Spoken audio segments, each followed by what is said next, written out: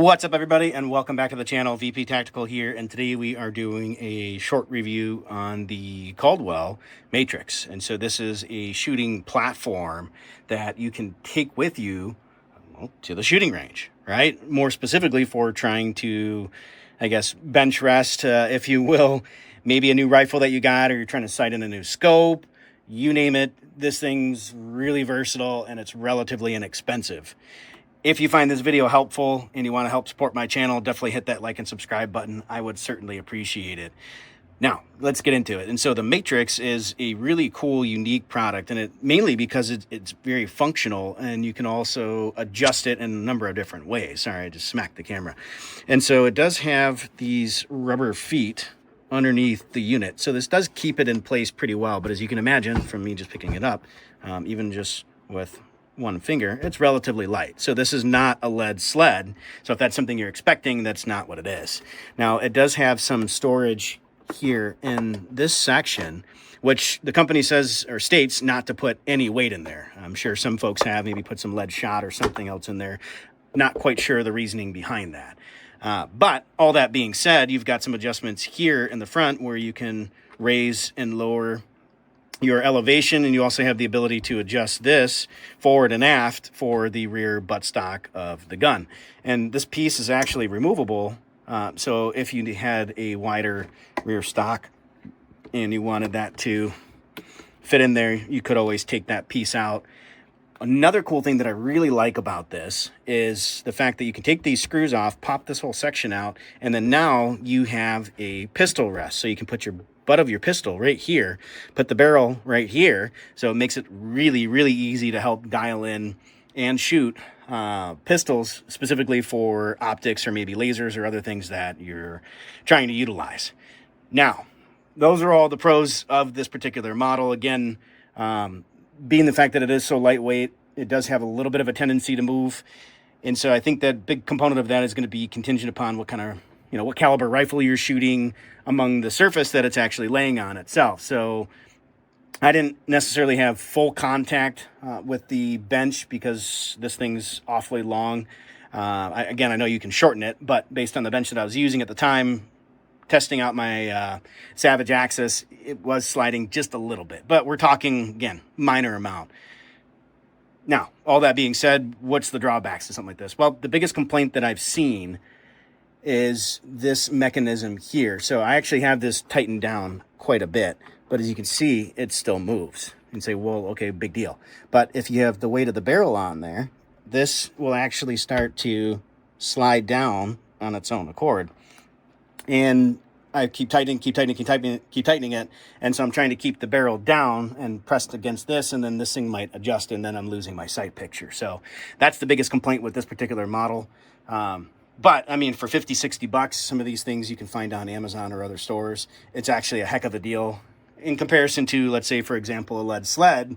Although that's not going to move at all, it weighs a heck of a lot more, because it's made of steel, right? And so it's meant to do serious bench testing, where this is great for, like I said, sighting and scopes, doing things of that sort, maybe on a more infrequent basis. And so there is a fix for this, and we're actually going to go ahead and do that now. And so what we're going to do is take out this component here, and all it does when you screw this in, right now I'm going counterclockwise to remove it, but when you screw it in, it's just placing pressure against this particular piece of plastic. And so all we're going to do is just crank this all the way out, assuming it doesn't get stuck. We're just going to crank that all the way out. And then the fix, at least according to some other folks that I've found, is some grip tape. And so I've already cut this to size. And this is something you can find on Amazon or other stores. And basically it's that sticky back-sided grip tape that you can put on either, skateboards, steps, lawnmowers, you name it, any surface that might be slick that you want to make sure is going to be not slick anymore.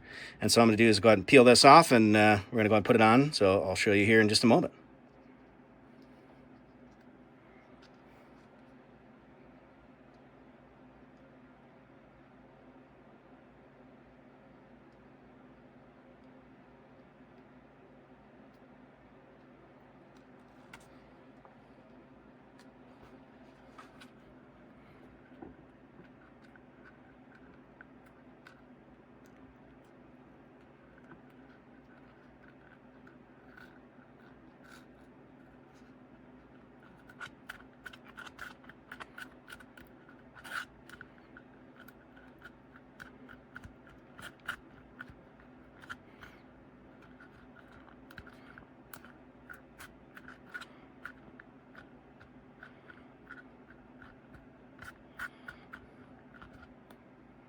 All right, ladies and gents, and that's it. That's the quick, easy fix for this product. And I'm just going to push it down just a little bit more just to make sure that it's all stuck to the surface. And we're going to go ahead and put it back in. And then now, when we crank this thing down, we shouldn't have any movement at all, or very little.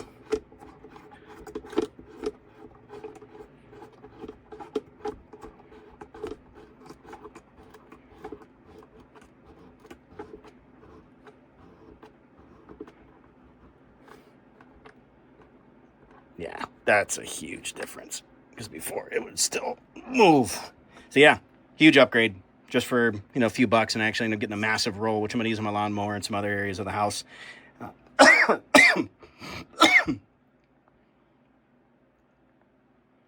so like I said, use it at other areas of the house. And yeah, so now I got for, you know, 50, 60 bucks, 70 bucks, if you want to call it, with that tape. I think it was relatively inexpensive, $10, something like that.